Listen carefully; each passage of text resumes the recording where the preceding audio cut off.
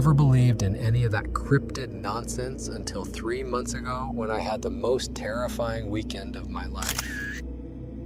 What started as a peaceful fishing trip to escape the chaos at home turned into a nightmare that still keeps me awake at night.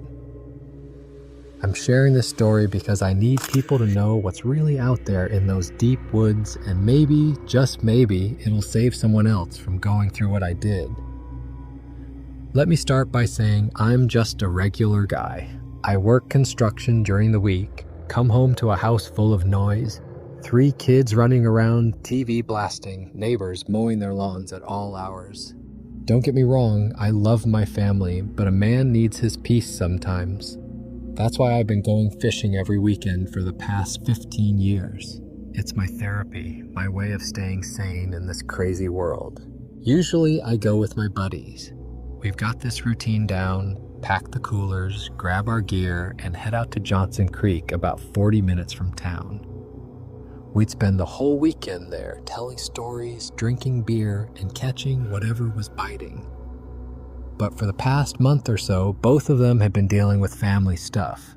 One guy's mother-in-law moved in with them and was driving his wife nuts, so he had to stick around and play peacekeeper. The other buddy's youngest daughter was getting married, and apparently there were a million wedding details that required his constant attention. So I've been going alone the past few weekends, and you know what? I discovered I actually like the solitude even more than the company. Don't have to listen to the same old fishing stories or complaints about aching backs. Just me, the water, and complete silence except for the sounds of nature.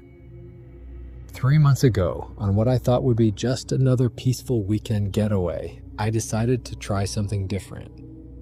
Instead of hitting up our usual spot at Johnson Creek, I wanted to go deeper into the forest. I'd been fishing the same stretch of water for years, and while it was reliable, I was getting a bit bored with it. Plus, lately there have been more people discovering our spot. Last weekend I went, there were 2 other groups there, and one of them had brought some kind of portable speaker that they kept blasting music from. Completely ruined the whole point of being out there. So I pulled out my old Forest Service maps and started looking for alternatives. About 60 miles north of town, deep in the national forest, there was a stream that looked promising. It was far enough off the beaten path that most weekend warriors wouldn't bother making the drive, and the topographical lines suggested it might have some decent pools where fish would gather. The only thing that gave me pause was how remote it was. The nearest paved road was at least 15 miles away, and even then, you'd need a decent 4-wheel drive to get to where I wanted to fish. My truck could handle it. I'd bought it specifically for getting into tough spots for work and fishing.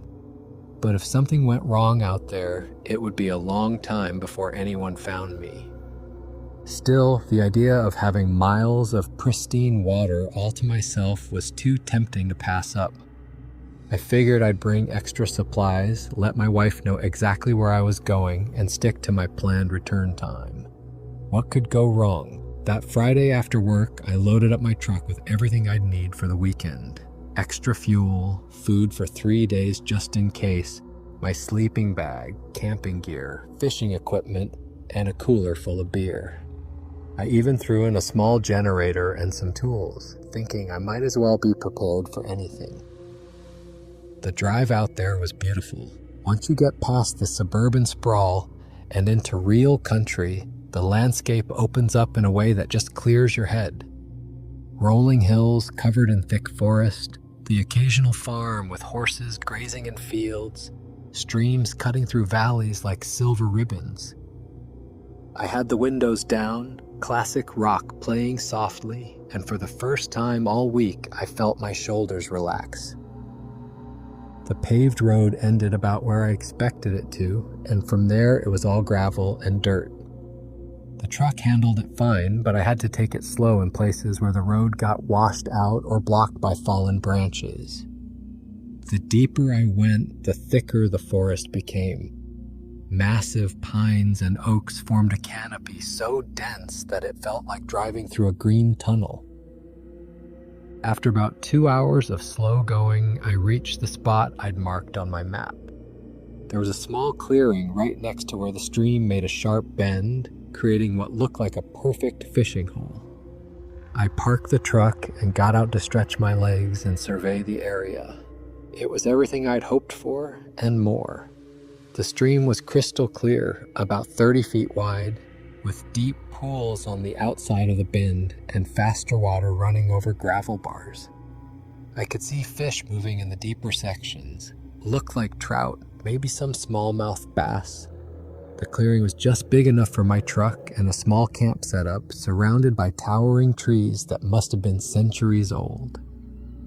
The silence was incredible, not just quiet, complete silence except for the gentle sound of water flowing over rocks and the occasional bird call from somewhere high in the canopy. No traffic, no lawnmowers, no neighbors arguing, no kids screaming, just pure natural peace. I set up my camp quickly, wanting to get some fishing in before dark. Rolled out my sleeping bag in the back of the truck, set up a folding chair by the water's edge, and rigged up my rod with a spinner that had never failed me. By 4 p.m, I had a cold beer in one hand and was making my first cast into what I was already thinking of as my own private fishing paradise. The fishing was even better than I'd expected. Within an hour, I'd caught and released 3 nice trout and kept 2 that would make a perfect dinner. The beer was cold, the afternoon sun was warm on my face, and I was thinking this might be the best decision I'd made all year. That's when I first saw it. I was reaching for another beer from the cooler when something caught my eye across the stream. There was movement in the tree line, not the random movement of wind through branches, but something deliberate. At first I thought it might be another fisherman who'd had the same idea I did. Maybe someone local who knew about this spot. I watched for a few minutes, trying to get a better look, but whatever it was seemed to be staying just inside the shadow of the trees. Occasionally, I'd catch a glimpse of what looked like a dark figure moving slowly along the opposite bank, but it was too far away to make out any details. I called out across the water, my voice echoing off the trees. No response. The figure stopped moving. I waited a few more minutes, watching, but nothing happened. Then it started moving again, but this time it seemed to be getting closer to the water's edge. That's when I got my first real look at it, and something didn't seem right. The figure was tall, very tall, and broad. If it was a person, it was the biggest person I'd ever seen. But there was something else about the way it moved, not quite right for a human. Too fluid, too animal-like. And then there was the color. From that distance, it was hard to be sure, but it looked like it was covered in dark brown hair or fur. Not wearing brown clothes, but actually covered in brown hair. I rubbed my eyes, thinking maybe I was seeing things. I'm not a young man anymore, just turned 47 last month, and I've been needing reading glasses more often lately. Maybe my distance vision was going too. But when I looked again, the figure was still there, and it definitely looked like it was covered in hair. It was standing perfectly still now, and I had the uncomfortable feeling that it was watching me. We stayed like that for maybe 10 minutes. Me sitting in my chair with a half-empty beer, this thing standing motionless on the other side of the stream. I tried to convince myself it was just someone in heavy winter clothes, even though it was warm enough that I was fishing in a t-shirt. Maybe someone who was really serious about keeping the bugs off. Then, just like that, it vanished. 1 second it was there, the next second it was gone, like it had melted back into the forest. I stared at the spot where I'd seen it for another few minutes, but there was nothing. I shook my head and tried to focus on fishing again. Probably just a hunter scouting the area, I told myself. Or maybe a hiker who was as surprised to see me as I was to see him. People do strange things in the woods sometimes. But the encounter had shaken me more than I wanted to admit. The peaceful feeling of the afternoon was gone, replaced by a nagging sense that I was being watched. I found myself glancing across the stream every few minutes, looking for any sign of movement in the trees. As the sun started to get lower, I caught 2 more fish and decided that was enough for dinner. I cleaned them by the stream, enjoying the simple task of preparing my own meal from what I'd caught with my own hands. One of the things I loved most about fishing trips was eating fresh fish cooked over an open fire. There's just nothing that tastes better. I got a small fire going in a ring of stones I'd arranged near my truck and put the fish in a cast iron skillet with some butter and seasoning. The smell was incredible, and I was looking forward to a perfect evening of good food, cold beer, and maybe some reading before bed. That's when I saw them again. This time there were 2 figures on the opposite bank, and they weren't trying to hide. They were standing right at the water's edge, maybe 100 yards downstream from where I was camped. Just standing there, perfectly still, and I knew they were looking at me. Even from that distance, I could tell they were huge, and they were definitely covered in hair. There was no mistaking it now. The last rays of sunlight were hitting them at just the right angle, and I could see the hair moving slightly in the evening breeze. My first thought was that I was in some kind of nature preserve where they had rescued animals or something. Maybe these were bears that had been habituated to humans, but the more I looked, the more wrong that explanation seemed. Bears don't stand upright like that for extended periods, and these things were standing perfectly straight, like people, like really big, hairy people. I tried to stay calm and rational. Maybe it was some kind of research project. People in costumes studying animal behavior or something. That would explain why they were just standing there watching me. Maybe I'd accidentally camped in the middle of their study area, but that explanation didn't feel right either. There was something in the way they stood, perfectly motionless, that seemed more predatory than scientific, like they were studying me, but not in a good way. I called out to them, my voice carrying easily across the water in the still evening air. They didn't respond, didn't move, didn't acknowledge that they had heard me at all. They just kept standing there, watching. The fish in my skillet started to burn, and the smell snapped me back to what I was doing. I quickly flipped them over, but I kept glancing up at the 2 figures across the stream. They hadn't moved an inch. As darkness started to fall, they finally moved. But instead of walking away like normal people would do, they started moving along the bank in my direction. Slowly, deliberately, always staying at the water's edge where I could see them. That's when I realized I needed to get out of there. I didn't know who or what those things were, but every instinct I had was screaming that I was in danger. Maybe they were just curious hikers, but maybe they weren't. Maybe they were planning to wait until I was asleep and then cross the stream to rob me. Or worse. I'd been camping and fishing in remote areas for decades, and I developed a pretty good sense for when a situation was getting dangerous. This situation was definitely getting dangerous. I quickly ate the fish, no point in letting good food go to waste, and started breaking down my camp. I packed everything into the truck as quickly and quietly as I could, trying not to make any sudden movements that might provoke whatever was watching me. The whole time, those 2 figures kept moving closer along the opposite bank.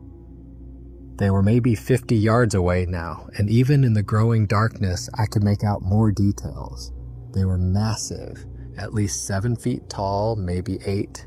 Their arms hung down to their knees, and they were covered head to toe in dark, shaggy hair. They definitely weren't people in costumes. I got everything packed and climbed into my truck, trying to look casual about it.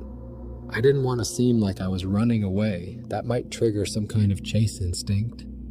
I was just relocating to a better spot for the night, that's all. I started the engine and slowly backed out of the clearing, keeping my headlights off so I could see if the figures reacted to the sound. They both turned to track my movement, their heads following the sound of my engine like radar dishes. Even in the dim light, I could see their eyes reflecting the faint moonlight. Those weren't human eyes. I drove about 3 miles upstream, following an old logging road that paralleled the stream. I wanted to put some distance between me and whatever those things were, but I didn't want to go so far that I'd lose the good fishing. I found another clearing, this one larger and more open than the first, with better visibility in all directions. If something was going to approach my camp, I'd see it coming. I set up a much simpler camp this time, just my sleeping bag in the truck and a small lantern. No fire, no chair by the water, nothing that would draw attention from a distance. I was probably being paranoid, but I'd rather be a live paranoid guy than a dead, relaxed guy. The new spot felt safer. It was more exposed, which meant anything approaching would have to cross open ground to reach me. And I was parked facing the old logging road, so if I needed to leave quickly, I could be moving in seconds. I tried to convince myself that I was overreacting. Those had probably been people after all, maybe some local characters who were just curious about the stranger with the out-of-state plates. Mountain people could be eccentric, and they might not respond to strangers the way city folks would expect them to. But I couldn't shake the image of those eyes reflecting light in the darkness, and the way they moved. Too smooth, too coordinated, like they were communicating without speaking. I decided to try to get some sleep and see how things looked in the morning. Maybe I'd even get some good fishing in before I had to head home. No point in letting a couple of strange encounters ruin the whole weekend. I settled into my sleeping bag in the back of the truck, left the windows cracked for air, and tried to relax. The sound of the stream was soothing, and after a few minutes, I started to drift off. That's when I heard the growling. At first, I thought it was my imagination, just the kind of random noise your brain creates when you're falling asleep in an unfamiliar place. But as I came fully awake, the sound was definitely there. A low, rumbling growl coming from somewhere outside the truck. My first thought was wolves. There aren't many left in this part of the country, but there are some, and the smell of fish might have attracted them to my campsite. I'd dealt with curious wildlife before, and the usual solution was just to make some noise and wait for them to move on.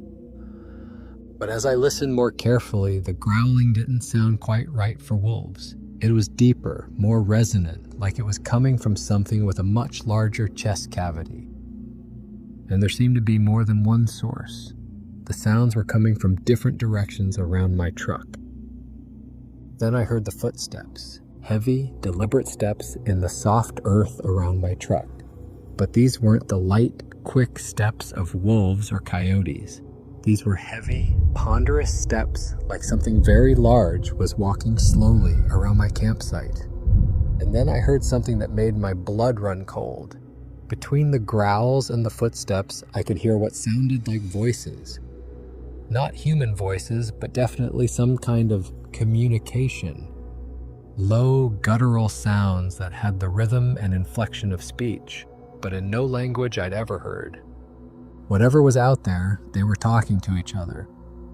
I very carefully and quietly moved to one of the small windows at the back of my truck and peered through the curtain I'd hung for privacy.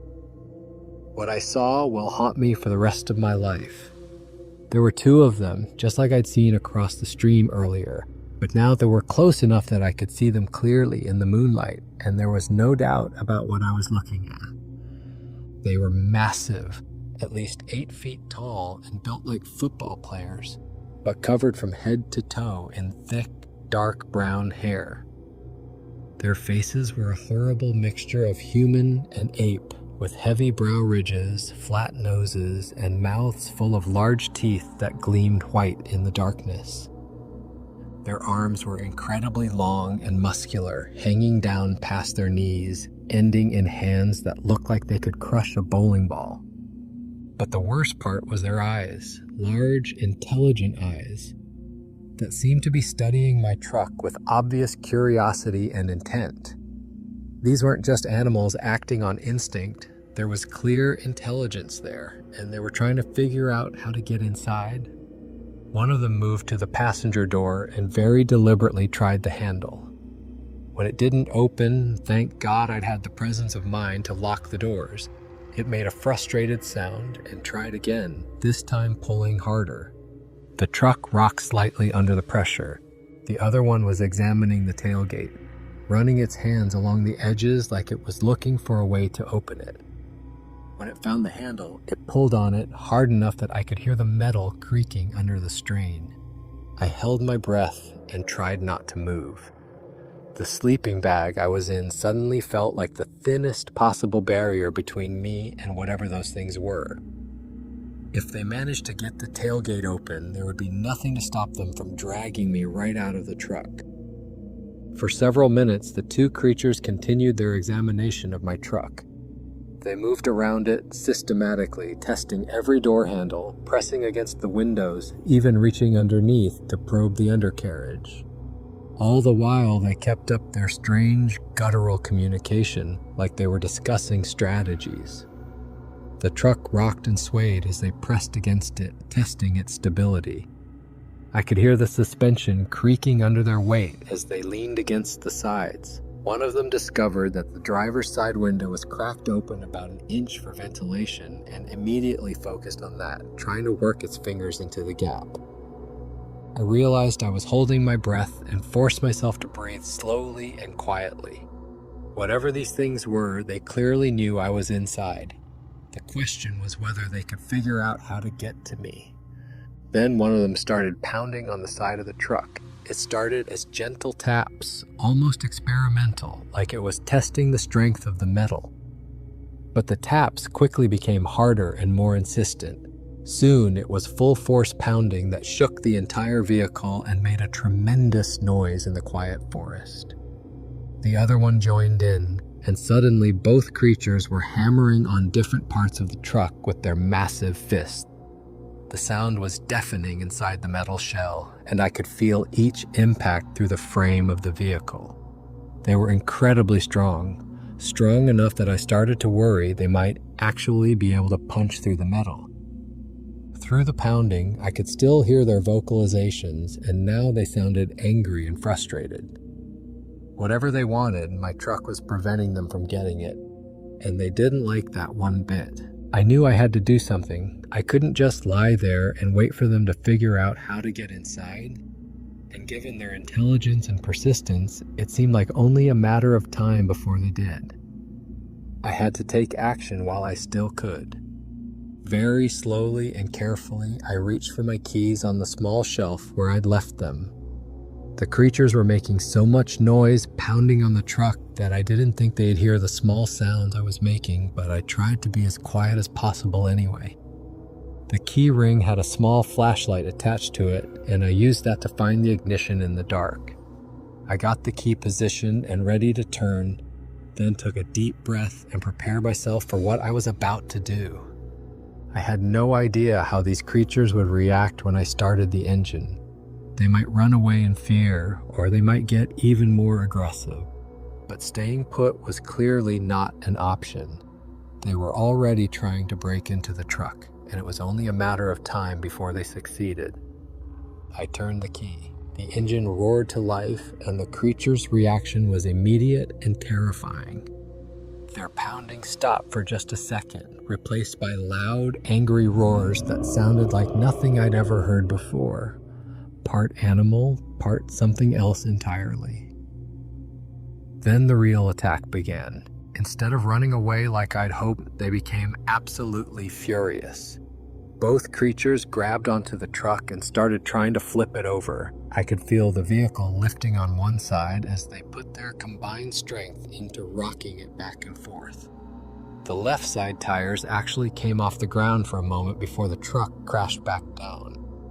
I gunned the engine and threw it into drive, but as soon as I started to move forward, I felt the truck lurch backward. One of the creatures had grabbed onto the rear bumper and was literally trying to stop me from leaving by dragging the truck backward with its bare hands. The engine strained against the resistance, and for a terrifying moment, I thought the creature might actually be strong enough to overcome the truck's power. Then I heard a loud crash as whatever it was holding onto gave way, and suddenly I was shooting forward into the darkness. I flipped on the headlights and saw the logging road stretching ahead of me, but in the rear view mirror, I could see both creatures running after the truck. And when I say running, I mean they were keeping pace with me even as I accelerated to 20, then 30 miles per hour. They ran like nothing I'd ever seen, covering ground with massive strides, their long arms pumping as they chased after me with single-minded determination. In the mirror, their eyes reflected my taillights like glowing red coals, and their mouths were open in what looked like silent roars of rage. I pressed harder on the accelerator, and the truck bounced and jolted over the rough logging road.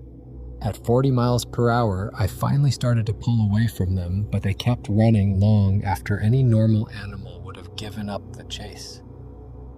I could see them in my mirrors for at least a mile, two dark shapes pursuing me through the forest like something out of a nightmare. When I finally lost sight of them, I didn't slow down. I kept the truck at maximum safe speed for the rough road, wanting to put as much distance as possible between me and whatever those things were. My hands were shaking so badly I could barely hold the steering wheel, and my heart was pounding so hard I thought I might have a heart attack. After what felt like hours, but was probably only 30 minutes, I reached the main gravel road that would take me back to pavement and civilization. Only then did I allow myself to slow down and try to process what had just happened. I drove straight through to the nearest town, a small place called Cedar Falls that I passed on my way in. It was after midnight when I got there, and everything was closed except for a gas station that looked like it had been there since the 1950s. I pulled up to the pumps and sat in my truck for several minutes, trying to decide what to do next. I was still shaking, and every shadow seemed threatening. Even though I was back in civilization, surrounded by streetlights and the familiar hum of electrical equipment, I couldn't shake the feeling that those creatures might still be out there, tracking me somehow. The night clerk at the gas station was a young guy with multiple piercings and a bored expression who looked like he'd rather be anywhere else. When I walked in to pay for gas, he glanced up from his magazine and did a double take. I realized I probably looked terrible. I was covered in sweat, my clothes were disheveled from scrambling around in the back of the truck, and I was probably as pale as a sheet. But I couldn't exactly tell him what had really happened. He nodded like he understood when I mentioned trouble with wildlife. He said his uncle had stories about things he'd seen in those woods that would curl your hair. I wanted to ask him what kind of stories, but I was too rattled to have a coherent conversation. I paid for my gas and got back on the road, this time heading straight home. The drive back took almost 3 hours, and I spent most of it trying to convince myself that what I'd experienced had some rational explanation. Maybe they were people in elaborate costumes, part of some kind of prank or social experiment.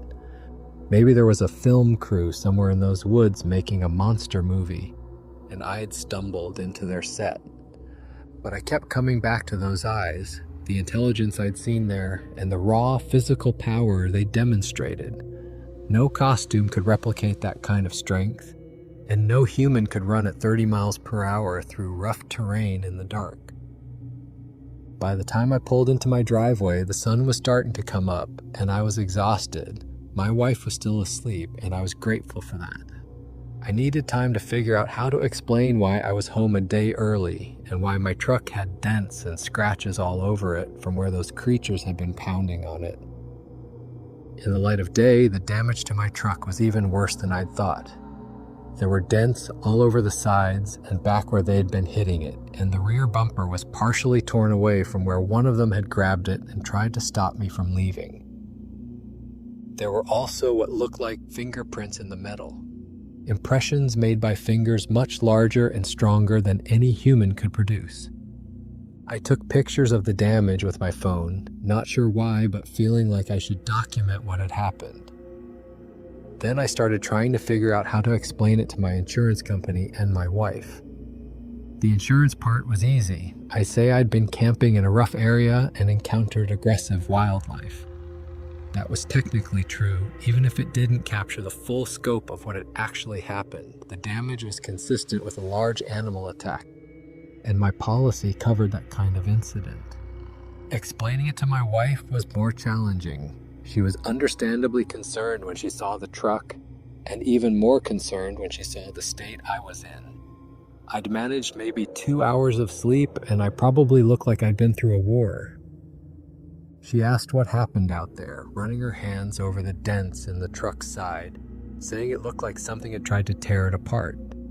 I told her a version of the truth, that I'd encountered some large, aggressive animals that had attacked my campsite during the night, and I'd had to make a quick escape. I didn't mention the intelligence I'd seen in their eyes, or the way they'd systematically tested every part of the truck looking for a way in, or the fact that they'd chased me for over a mile at highway speeds. She accepted the explanation, but I could tell she was worried. She made me promise to be more careful about where I went camping in the future, and to never go alone to such remote areas again. I agreed, but privately I knew I might never go camping again at all. The whole experience had shaken me in a way that I couldn't quite explain. It wasn't just fear, though there was plenty of that. It was the realization that there were things in this world that I didn't understand. Things that existed outside the normal boundaries of human experience. Over the next few days, I found myself obsessing over what had happened. I kept going over every detail in my mind, trying to find some explanation that would make sense. I researched the area where I'd been camping, looking for any reports of unusual animal sightings or unexplained incidents.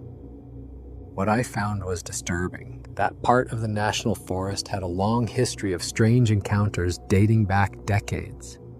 There were reports from hunters and hikers of unusual sounds in the woods, sightings of large, upright walking creatures, and several unexplained disappearances over the years. Most of the reports had been dismissed by authorities as misidentification of known animals, hoaxes, or people getting lost in the vast wilderness. But as I read through them, I started to see patterns that matched my own experience. Creatures that showed intelligence, communication with each other, and aggressive behavior toward humans who ventured into their territory. I also found references to similar encounters in other parts of the country, all describing creatures that matched what I'd seen: large, bipedal, covered in hair, with human-like intelligence but animal-like strength and aggression. There was even a name for them, one I'd heard before but never taken seriously: BIGFOOT or Sasquatch. Reading those reports was both validating and terrifying. Validating because it meant I wasn't crazy. Other people had seen the same things I had. Terrifying because it meant those creatures were real and they were out there. Sleep became a problem. Every time I closed my eyes, I was back in that truck with those things pounding on the sides, trying to get in. I'd wake up in a cold sweat, my heart racing, convinced I could hear their guttural voices outside my bedroom window.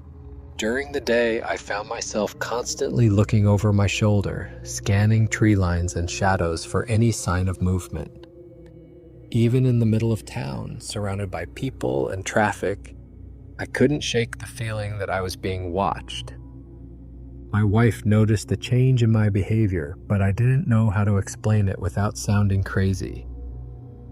How do you tell someone that you've discovered monsters are real and they're out there in the woods waiting for the next person foolish enough to venture into their territory? I started avoiding forests entirely. When I had to drive through wooded areas for work, I found myself speeding through them, not wanting to stop for any reason.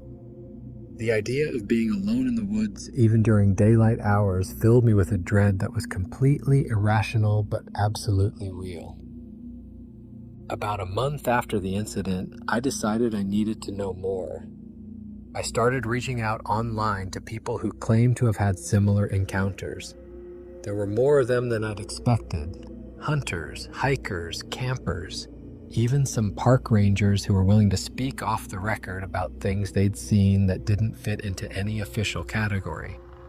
The stories were remarkably consistent. Large bipedal creatures covered in hair, displaying intelligence and organization that suggested they were more than just animals. Many described the same kind of systematic investigation of campsites and vehicles that I'd experienced, like the creatures were trying to understand human technology. Some of the stories were even more terrifying than mine. There were accounts of creatures breaking into cabins, of people being stalked for days through the wilderness, of encounters that had turned violent.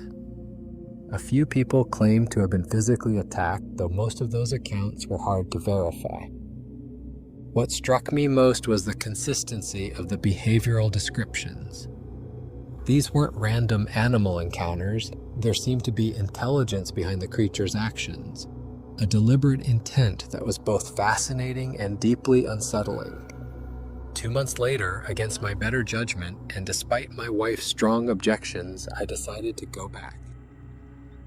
I couldn't let the incident define the rest of my life.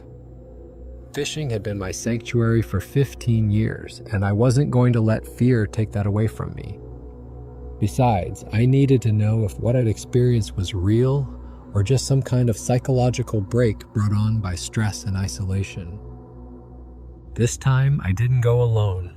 I convinced my brother-in-law to come with me.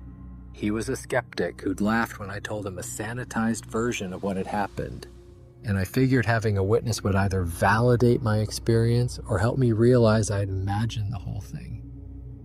We didn't go back to the same area. I wasn't that crazy.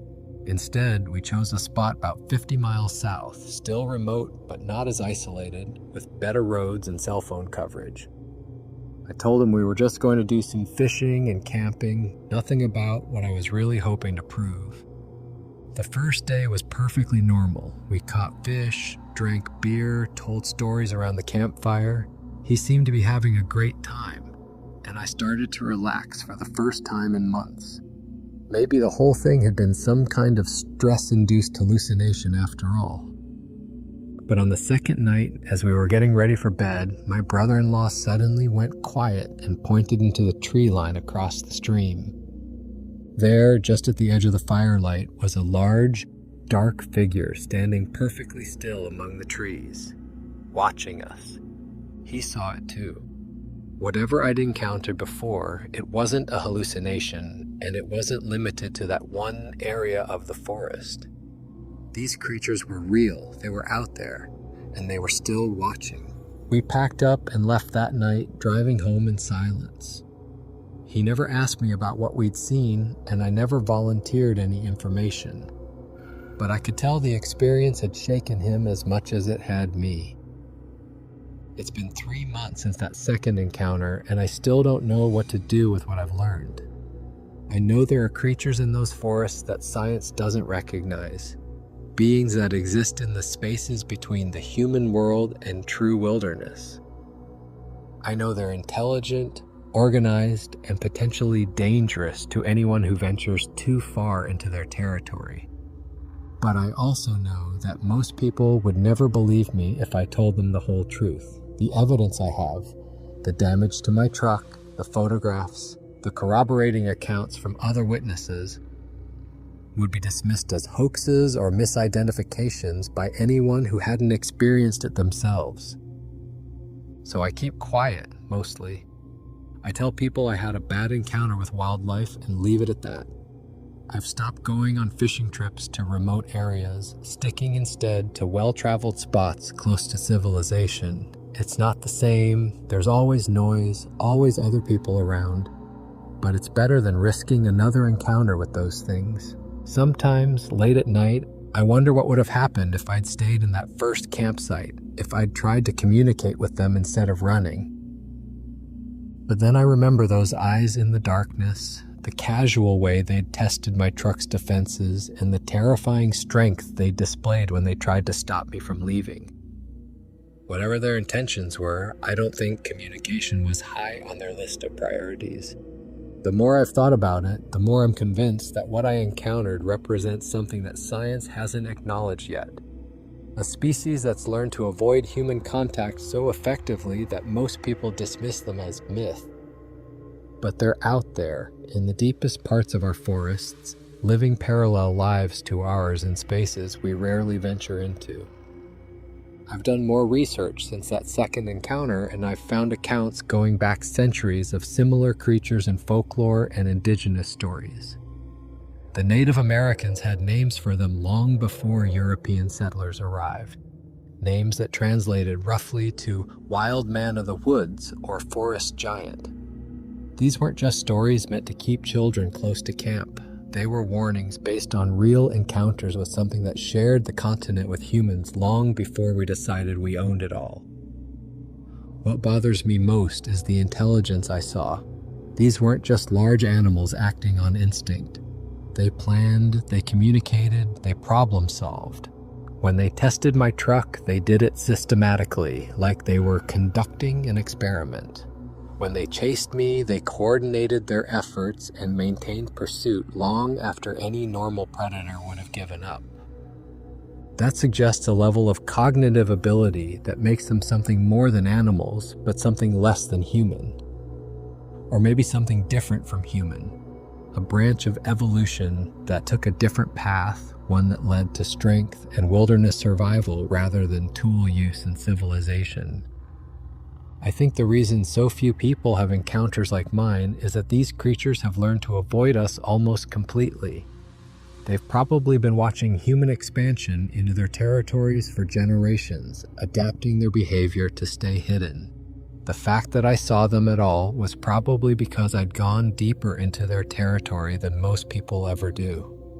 That first spot I'd chosen was 60 miles from the nearest paved road in an area that probably saw fewer than a dozen human visitors per year. To them, it might have been the equivalent of someone setting up camp in their backyard. From their perspective, I was the intruder, the threat that needed to be investigated and potentially eliminated. The more remote the location, the more likely you are to cross paths with them. That's why most encounters happen to hunters, hikers, and campers who venture far off the beaten path. People who stick to established trails and develop campgrounds never see them because the creatures have learned to avoid those areas entirely. It also explains why the encounters often seem so territorial and aggressive. These creatures aren't just curious about humans, they're actively trying to keep us out of certain areas. The systematic way they investigated my truck, the coordinated pursuit when I tried to leave, the obvious intelligence behind their actions, all of that suggests they were treating me as an intruder who needed to be driven away. The damage to my truck was real and undeniable. I had it repaired at a shop in town, and the mechanic who worked on it made comments about never seeing anything like it. The dents weren't random. They showed a pattern of deliberate, focused impacts, like something had been systematically testing the structural integrity of different parts of the vehicle. The rear bumper damage was particularly telling. Whatever had grabbed it and tried to stop my truck had hand strength far beyond anything a human could produce. The metal was twisted in a way that suggested fingers much larger than human fingers, with crushing power that bent steel like it was aluminum. Looking back on my experience, there were warning signs that I ignored or misinterpreted. The unusual silence in the forest during my first day of fishing. No birds, no small animals moving around, like everything was hiding from something. The feeling of being watched that started almost immediately after I set up camp. The way normal forest sounds seem muted and distant. These creatures are apex predators in their environment, and their presence changes the behavior of other wildlife. If you're camping or hiking in truly remote areas and you notice that the forest seems unnaturally quiet, that might be a sign that you're not alone. Trust those instincts. They evolve to keep us alive in dangerous situations. The systematic way they investigated my truck also suggests that they've had previous contact with vehicles. They knew what they were looking at and how to test its weak points. That implies they've been watching humans and our technology for some time, learning about us from a distance. If you ever find yourself in a situation like mine, Don't try to establish contact or communicate with them. These aren't curious animals that can be befriended with food or gentle behavior. They're intelligent beings with their own agenda, and that agenda apparently includes keeping humans out of certain areas by whatever means necessary. Get in your vehicle, start it immediately, and leave the area as quickly as safely possible. Don't hesitate. Don't try to get a better look. Don't attempt to take pictures or video. Your safety is more important than documenting the encounter. 3 months later, I still think about that weekend every day. I've changed my habits, changed my relationship with the outdoors, changed my understanding of what's really out there in the wilderness we think we've tamed and cataloged. I don't go fishing in remote areas anymore. I stick to well-traveled spots close to civilization, places where the worst thing I might encounter is another angler competing for the best holes. It's not the same.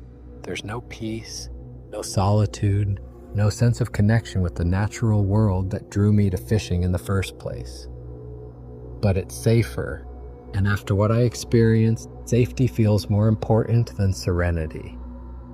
My truck has been repaired, but I kept the photographs of the damage. Sometimes I look at them to remind myself that what happened was real, that I'm not crazy or delusional.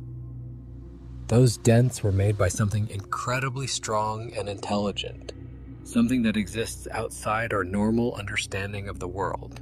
I know they're out there, in the deepest parts of our forests, living their own lives according to their own rules. They've managed to stay hidden for centuries, adapting to our expanding presence while maintaining their distance from human civilization. They're intelligent, organized, and incredibly powerful. And they've made the choice to remain separate from our world. Maybe that's for the best. Maybe some mysteries are better left unsolved, some boundaries better left uncrossed. I went into those woods looking for solitude and peace, and instead I found something that challenged everything I thought I knew about the natural world. The encounter lasted only one terrifying night, but it changed my understanding of reality forever.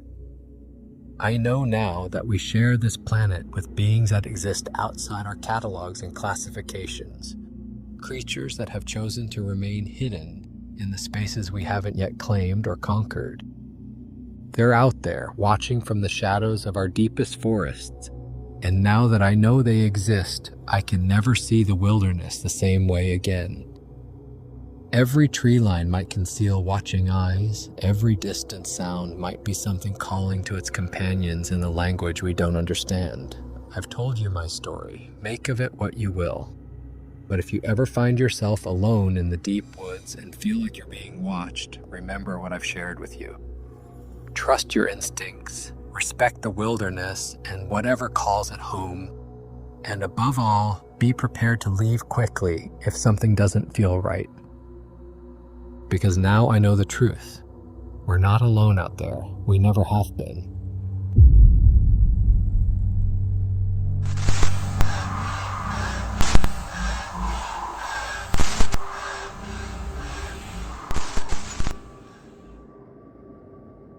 They let me live. That's the part that still wakes me up in cold sweats 30 years later, not the bone-chilling roars that echoed through the Appalachian darkness, not the massive footprints pressed deep into the mud, not even the moment I found myself trapped in a cave with a 9-foot mother protecting her young. It's the terrifying realization that I survived October 1992, not because of my wilderness skills, my revolver, or my years of survival training modeled after Ernest Shackleton himself. I survived because something with the intelligence to track me, surround me, and kill me at any moment made a deliberate choice to let me walk away. What follows is an account I've never shared in full detail. 7 days in the remote Appalachian Mountains that shattered everything I thought I knew about what lurks in America's deepest wilderness. This isn't a story about conquering nature. This is a confession about the day I discovered that in the ancient places where human feet rarely tread, we are not the apex predator. We're not even close. I was an experienced survivalist who had dedicated my life to mastering the art of wilderness survival. My methods were modeled after the legendary Ernest Shackleton, the Antarctic explorer who survived some of the most brutal conditions ever recorded. Like Shackleton, I believe that human endurance and proper preparation could overcome any challenge nature might present. I had spent years honing my skills in the harshest environments, from the frozen peaks of the Rocky Mountains to the scorching deserts of the Southwest. I could start fires in driving rain using only natural materials, construct shelters that could withstand sub-zero temperatures, and navigate by stars alone across trackless wilderness. The Appalachian Mountains of West Virginia represented my ultimate test. These ancient peaks, shrouded in mist and legend, stretch across some of the most remote wilderness remaining in the eastern United States. The region I had chosen for my expedition was particularly isolated, a section of the Monongahela National Forest, where the nearest road was 40 miles away and cell phone coverage was non-existent. It was here in October 1992 that I planned to spend 7 days alone, climbing to the highest peaks and testing every survival skill I had acquired over the years. My preparation was meticulous. I packed only essential gear, a military-grade compass, topographical maps sealed in waterproof cases, a high-quality sleeping bag rated for temperatures well below freezing, and emergency rations calculated to last exactly 7 days. Most importantly, I carried my trusted .357 Magnum revolver, 6 shots of security against any large predator I might encounter. The weapon was always loaded and within easy reach, a lesson learned from Shackleton's own accounts of Antarctic wildlife encounters. October in the Appalachians is a time of spectacular beauty but also unpredictable danger. The leaves had turned brilliant shades of red and gold, creating a canopy that filtered the autumn sunlight into dancing patterns on the forest floor. But beneath this beauty lurked the constant threat of sudden weather changes. Temperatures could drop 30 degrees in a matter of hours, and storms could materialize from clear skies with deadly speed. I began my journey at dawn on October 12, 1992, setting out from a remote Forest Service road that marked the boundary between civilization and true wilderness. The plan was straightforward: hike 20 miles into the heart of the mountains, establish a base camp, then spend the following days exploring increasingly challenging terrain. My route would take me through dense hardwood forests, across rushing mountain streams, and ultimately to the summit of one of the region's most isolated peaks. The first day proceeded exactly as planned. I made excellent time through familiar terrain, my body responding with the efficiency that comes from years of conditioning. The forest was alive with the sounds of wildlife preparing for winter, squirrels gathering nuts, birds calling to their flocks, the distant sound of a woodpecker echoing through the trees. Everything felt normal, even peaceful. I established my first camp beside a clear mountain stream, following all the protocols I had perfected over the years. The site was positioned on high ground to avoid flash floods, with clear sightlines in all directions and easy access to water. I gathered firewood before dark, built a proper fire ring, and prepared a simple meal of dried meat and hard biscuit. As night fell, I sat beside my fire, reviewing my maps and planning the next day's route. That first night, I slept deeply and without disturbance.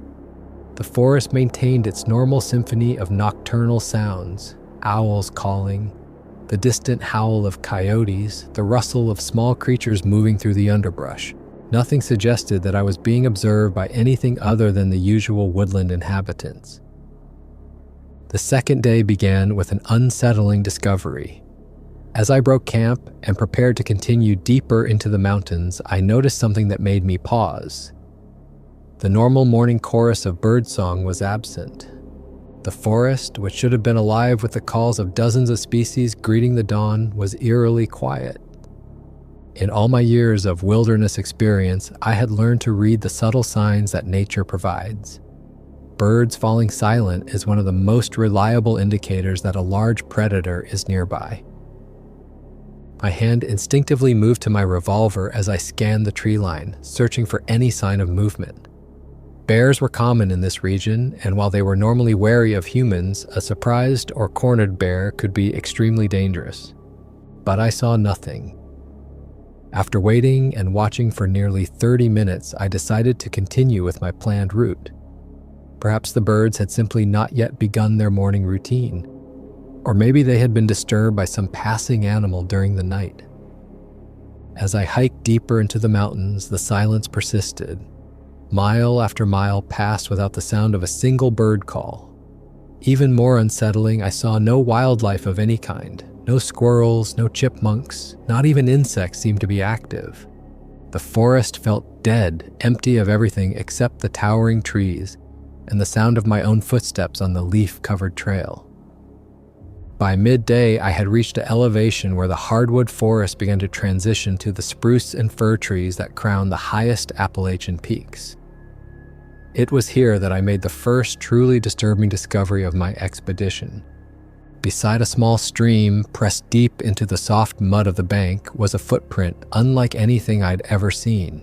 It was enormous, at least 18 inches long and 8 inches wide, with clearly defined toe marks that suggested it had been made by a bare foot. But the size and proportions were all wrong for a human footprint. The toes were too long, the arch too pronounced, and the overall shape suggested something that walked upright but was definitely not human. I knelt beside the print, studying it carefully. My training had taught me to identify the tracks of every large mammal in North America, but this matched nothing in my experience. It was too large and the wrong shape for a bear, even when accounting for the way bear paws can sometimes leave deceptive impressions in mud. The depth of the impression suggested that whatever had made it was incredibly heavy, far heavier than any human. More disturbing still, there were other tracks nearby. Following the stream bank, I found a trail of similar prints, each one clear and distinct in the soft earth. Whatever had made them had been walking slowly and deliberately along the water's edge, possibly drinking or foraging. The trail led into the dense forest on the far side of the stream, disappearing among the trees where the ground was too hard and leaf-covered to retain clear impressions. That afternoon, as I continued climbing toward my planned campsite, I began to notice other signs. Broken branches hung from trees at heights that seemed impossible for any known animal to reach. Some of these breaks appeared fresh, with green wood still visible where large limbs had been snapped off. The break suggested tremendous strength, the kind of force that would be required to snap a 6-inch diameter branch like a twig. The third night brought the first direct evidence that I was being watched. I had established my camp in a small clearing at the edge of the spruce forest, choosing the site for its defensive advantages. The clearing offered good visibility in all directions, while the dense trees behind my position would make it difficult for any large animal to approach without being heard. As darkness fell, I built my fire larger than usual and kept my revolver within easy reach. The unnatural silence that had persisted throughout the day continued into the night, creating an atmosphere of tension that made sleep nearly impossible. I found myself starting at every small sound, the settling of my fire, the whisper of wind through the spruce boughs, the distant crack of a branch. It was sometime after midnight when I first saw the shape. I had been lying in my sleeping bag, staring up at the stars through the canopy overhead, when a movement at the edge of the clearing caught my eye. Something large was standing just inside the tree line, perhaps 50 yards from my fire. At first I thought it might be a bear that had been drawn by the scent of my food. But as I watched, straining my eyes in the dim light, I realized that whatever I was looking at was standing upright on 2 legs. The silhouette was massive, at least 8 feet tall and powerfully built, but it had the unmistakable outline of a bipedal creature. I slowly reached for my revolver, trying not to make any sudden movements that might provoke an attack. The metal was cold against my palm as I wrapped my fingers around the grip, keeping the weapon concealed within my sleeping bag. For several long minutes, I watched the figure, and it seemed to watch me in return. Then, as suddenly as it had appeared, the shape melted back into the forest. I heard no sound of retreating footsteps, no crashing through the underbrush. It simply vanished into the darkness as silently as it had come. I spent the remainder of the night sitting upright beside my fire, revolver in hand, feeding wood to the flames to keep them burning bright. Every shadow seemed to conceal a potential threat. Every sound might herald an attack. But dawn came without further incident, and as the first gray light filtered through the trees, the forest seemed to return to something approaching normalcy. The fourth day dawned gray and threatening, with heavy clouds building over the mountains. My weather sense, honed by years of wilderness experience, warned me that a major storm was approaching. The barometric pressure was dropping rapidly, and the wind had shifted to blow from the northwest, classic signs of an incoming weather front that could bring dangerous conditions. I had originally planned to spend the day exploring the highest peaks in the area, but the approaching storm forced me to reconsider. Getting caught in the open during a mountain thunderstorm could be fatal, especially at the elevations I was planning to reach. Lightning strikes were a constant danger on exposed ridges, and the combination of rain and wind could create hypothermic conditions even in autumn weather. By midday, the first drops of rain began to fall, and I knew I had to find shelter immediately. I was several miles from my planned campsite, and even farther from any of the emergency shelters marked on my topographical maps. The storm was intensifying rapidly, with thunder beginning to rumble through the mountains and flashes of lightning becoming visible even in the gray daylight. It was then that I spotted the cave. Hidden behind a screen of rhododendron bushes and partially concealed by fallen rocks, the entrance was nearly invisible unless viewed from exactly the right angle. Under normal circumstances, I would have been extremely cautious about entering an unknown cave. Such places often served as dens for bears or other dangerous animals. But with the storm intensifying by the minute, I had little choice. I drew my revolver and approached the cave entrance carefully, listening for any sounds that might indicate it was occupied. The opening was large enough for a person to enter without crawling, though I would need to duck slightly to clear the top. The interior disappeared into darkness beyond the reach of the gray daylight filtering in from outside. I called out loudly, hoping to frighten away any animals that might be sheltering inside. My voice echoed back from the depths of the cave, but there was no answering growl or sound of movement. After waiting several minutes and hearing nothing, I decided to risk entering. What I found inside stopped me cold. This was no natural cave formed by geological processes. The walls showed clear signs of deliberate modification. Stones had been stacked to widen certain passages, and crude shelves had been carved into the rock face. Most disturbing of all, the walls were covered with markings that appeared to be some form of primitive art. Using my flashlight, I examined the paintings more closely. They appeared to have been made with natural pigments, red and brown substances that might have been clay or even blood. The images were crude but unmistakable, human-like figures engaged in what appeared to be hunting scenes with large animals that might have been deer or elk. But mixed among these recognizable forms were other figures, tall, powerfully built beings that seemed to be depicted as both hunters and the hunted.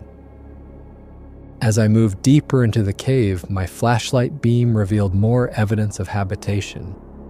The floor was covered with what appeared to be bedding material, layers of pine boughs and moss that had been arranged into sleeping areas.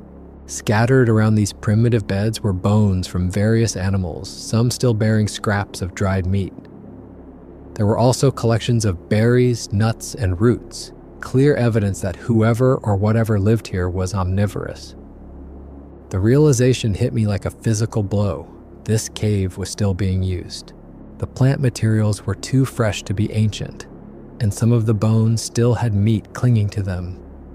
Whatever lived here had been active recently, possibly within the last few days. I was in the process of backing toward the cave entrance when I heard it, a low, rumbling sound that seemed to come from the depths of the cave. At first, I thought it might be the echo of thunder from the storm outside, but as I listened more carefully, I realized it was something else entirely. It was a vocalization, a deep, guttural sound that no known animal makes. The sound was getting closer. I turned toward the cave entrance, but my escape route was blocked. Silhouetted against the gray light of the storm outside was a massive figure. As my eyes adjusted to the dim light, I could see that it was covered in dark brown hair and stood at least 8 feet tall. The proportions were clearly female. Despite the intimidating size, the figure had the unmistakable curves of a woman. And clutched against her chest was something that made my blood run cold. A smaller figure that could only be an infant. She was holding her baby, and I was in her home. The creature let out a sound that was part roar, part scream. A vocalization that conveyed pure rage and protective instinct. She began moving towards me, and I realized that she intended to drive me out or kill me in defense of her young. There was no reasoning with her, no way to communicate that I meant no harm.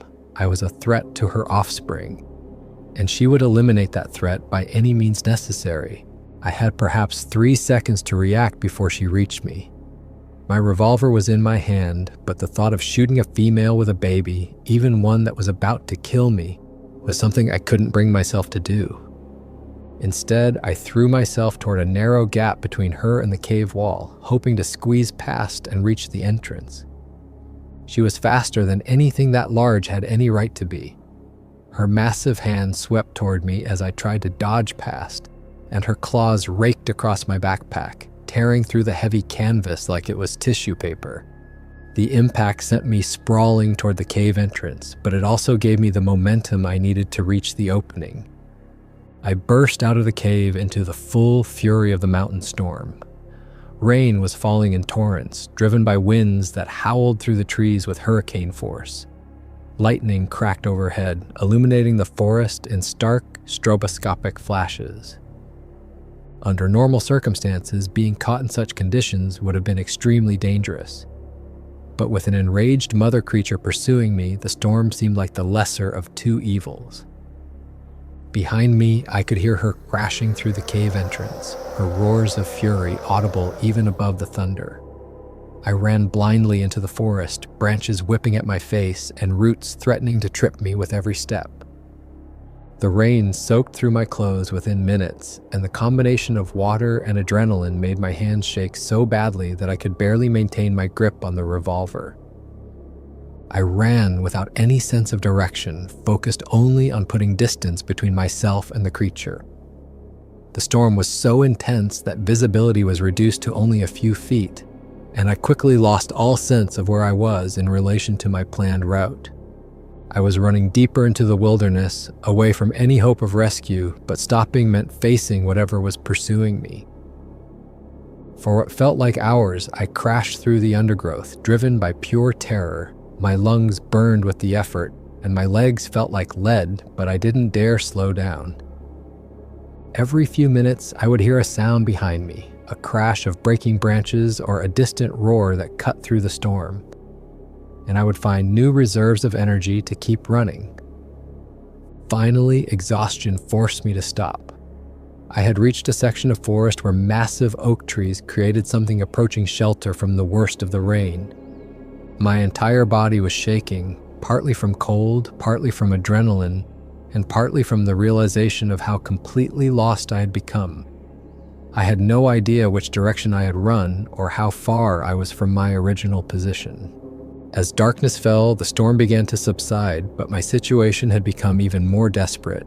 I was soaked to the skin, my body temperature was dropping rapidly, and I was lost in some of the most remote wilderness in the eastern United States. Under normal circumstances, hypothermia would have been my primary concern. But as I listened to the sounds of the forest around me, I realized that something far more immediate was threatening my survival. I could hear movement in the darkness, not the normal sounds of small woodland creatures, but the deliberate footfalls of something large moving through the forest.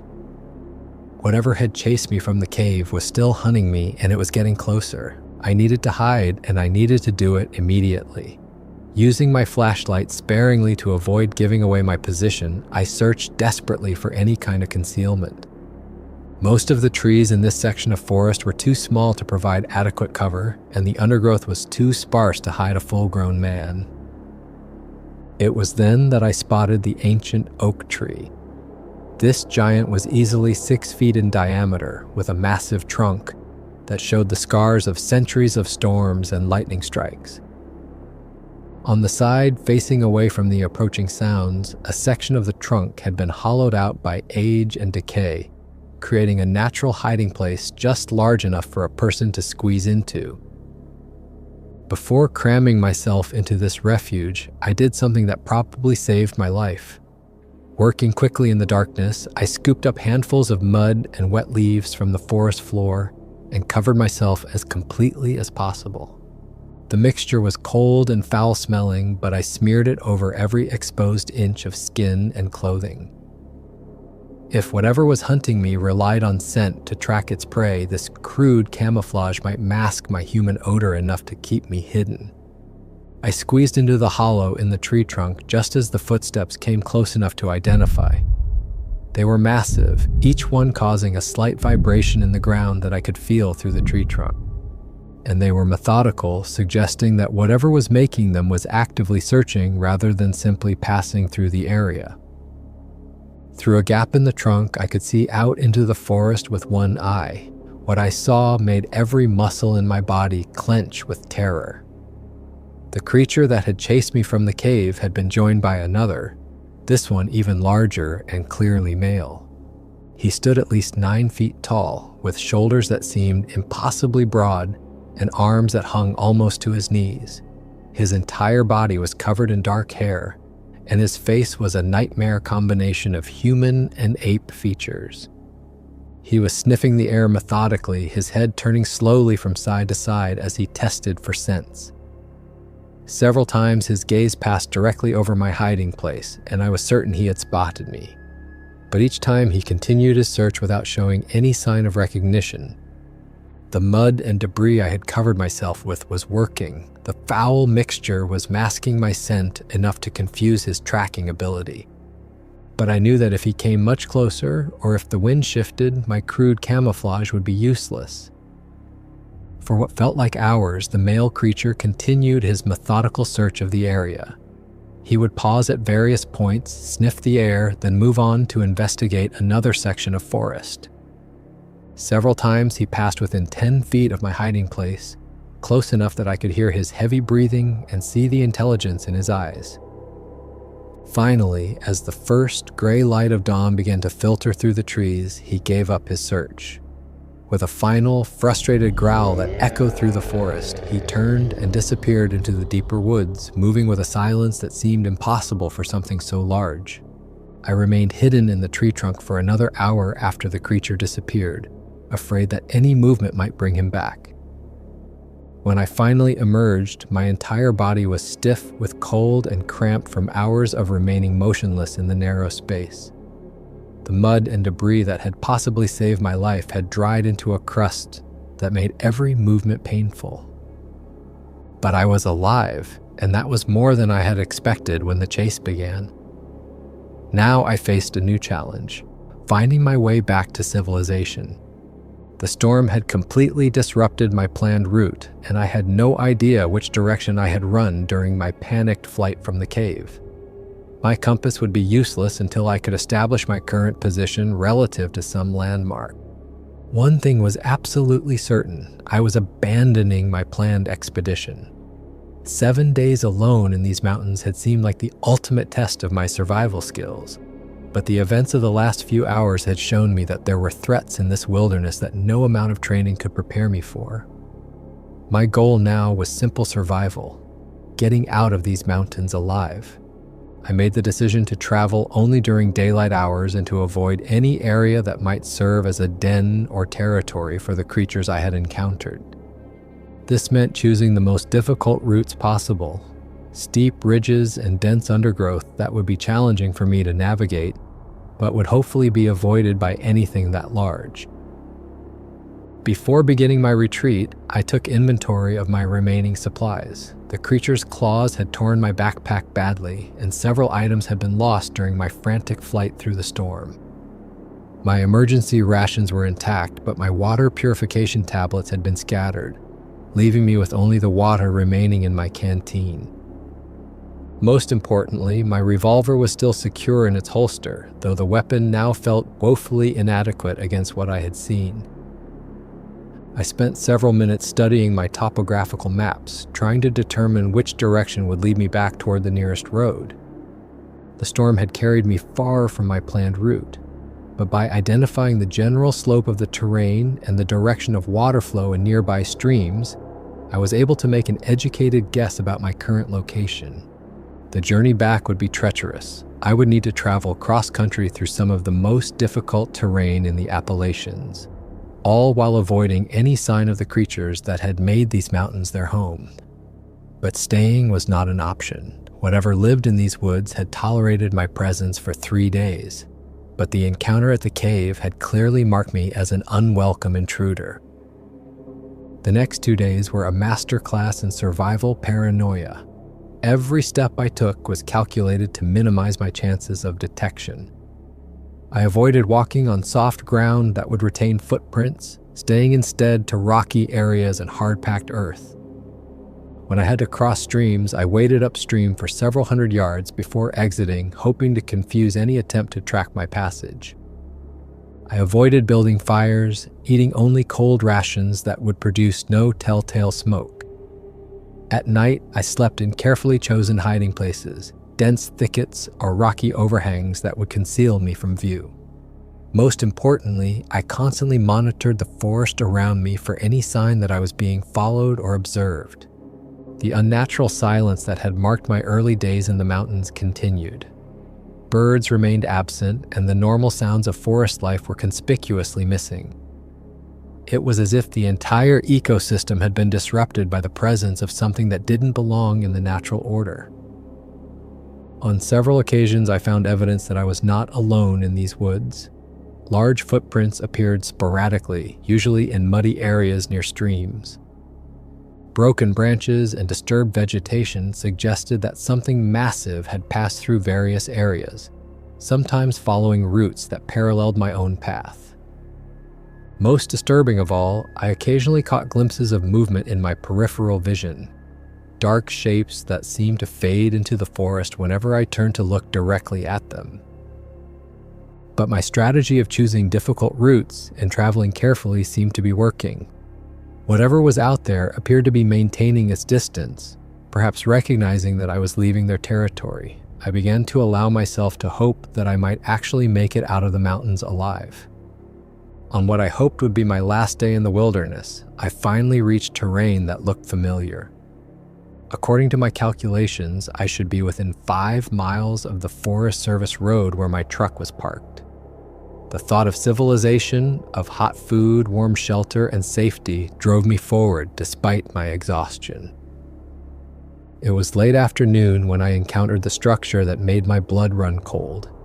In a small clearing beside a mountain stream, someone or something had constructed what could only be described as a primitive dwelling. Massive logs had been stacked and interwoven to create walls, while smaller branches had been woven together to form a crude roof. The entire structure was at least 12 feet tall and 20 feet across, far too large to have been built by humans. I crouched in the underbrush at the edge of the clearing, studying the building carefully. This was clearly a more permanent structure than the cave I had stumbled into days earlier. The logs showed signs of deliberate tool marks, and the construction, while primitive, demonstrated a level of planning and engineering skill that spoke to genuine intelligence. As I watched a figure emerge from the structure, this was yet another of the creatures, possibly the largest I had yet seen. He stood at least 10 feet tall, with a body that seemed to be all muscle and sinew. His movements were deliberate and confident, suggesting that this was his territory and he was completely comfortable here. What happened next convinced me that these creatures possessed a level of intelligence that made them far more dangerous than any animal. The giant looked directly at my hiding place, despite the fact that I was certain I was completely concealed. For a long moment, our eyes met across the clearing.